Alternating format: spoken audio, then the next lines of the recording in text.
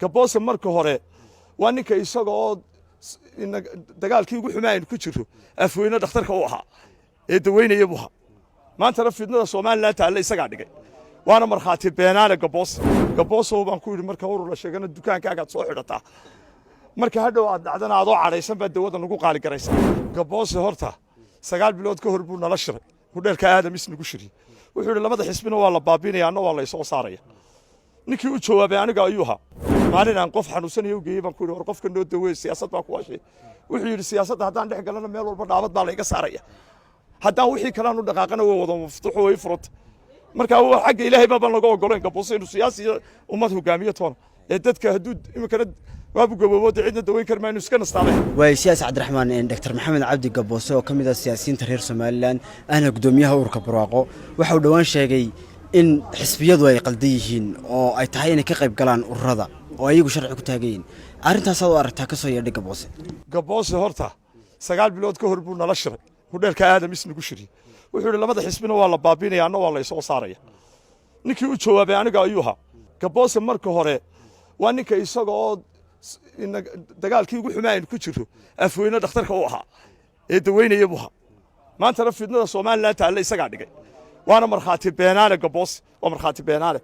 maanta isaga fiishtii markii laga dhameystay waa laga baxay madaxweynuhu waxa weeyaan wuxuu nagu yiri anna waa la soo saaraya anigana waa la soo saaraya labada xisbina waa la baabinaya ana ku yiri oo u jawaabay ma inta labada xisbi la baabiyo ayaa adiga lagu soo saaraya gaboose baan ku yiri marka urur la sheegana dukaankaaga soo xidhata marka hadhow aad dhacdana aad oo cadhaysan baa dawada nagu qaali garaysa waxaan ku leeyahay oday Soomaaliland baad khilaafka maanta jooga dhan ha ka noqon oo marxaati beenaalaha noqon hadaa taa urur baan furanaya marxaati beenaalaad dhan baad dhexdhexaad noqo horta dhamee khilaafka maanta waan ognahay halku ka ay taagan yahay walaa yaxiiqu bimakri sayila bi ahli bali shirqoolku cidda samaysa wax waliba kitaabka Ilaahay ku jira shirqoolku ciddu samaysa ayuun bay ku soo noqotaa ilaahayna wuxuu inooga warramay hogaamiye wanaagsan oo inooga warramay hogaamiye xun oo inooga warramay hogaamiye wanaagsan nabi yuusuf baaha hogaamiye xunna fircoon baaha Cabdiraxmaan halka hadan su'aal ka weydiiyo waxa sheegtay in 9 bilood ka hor idin la shiray yuu la shiray marka shirkaasi yaa ka qayb galay marka magaca reer buu noogu yeeray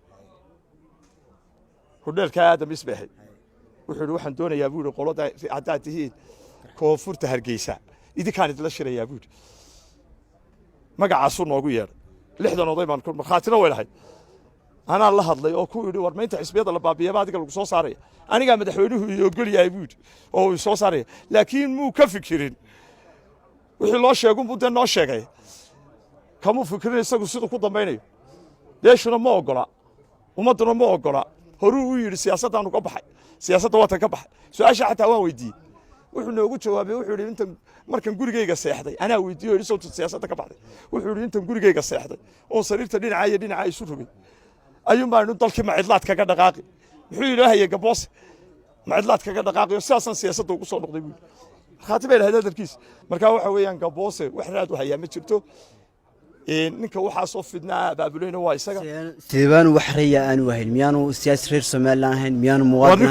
miyaanu xaq u lahayn inuu rufto dhakhtar buuha anigu hore su'aal weydiiyaan ku yiri maalin aan qof xanuunsanayo geeyay baan ku yiri war qofka noo daweey siyaasad baa ku waashay wuxuu yiri siyaasadda haddaan dhex galana meel walba dhaabad baa la iga saaraya haddaan wixii kale aanu dhaqaaqana way wada maftuuxo way furut marka waa xagga Ilaahay baa laga ogolaan gaboose inuu siyaasi ummad hogaamiyo toona ee dadka haduu imika waabu gabowada cidna daweyn karmaan iska nastaabay marka la eego beesha oo ka soo jeeday deegaankiisa